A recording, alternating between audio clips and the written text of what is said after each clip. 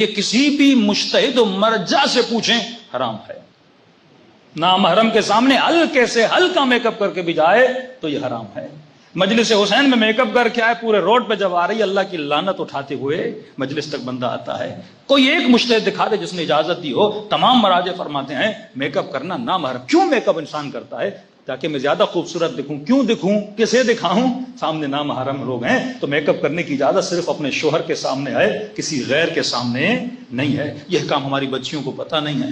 اور افسوس ایک بچی نے کہا مولانا آپ ہمیں کہہ رہے ہیں, یہ جو آج کل ممبر پہ خطیبائیں آ رہی ہیں, جن کے یوٹیوب پہ مجلسیں آ رہی ہیں, تو یہی تو سر پیٹنا ہے نا کہ دین پڑھ کے لیکن ممبر پہ بندہ بے دینی پھیلائے.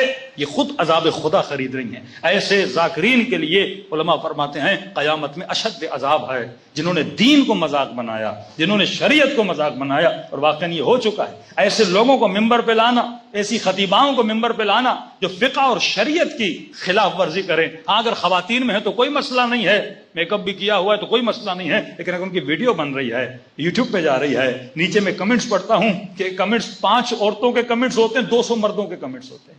کیا یہ آنکھوں کی اندھی ہیں؟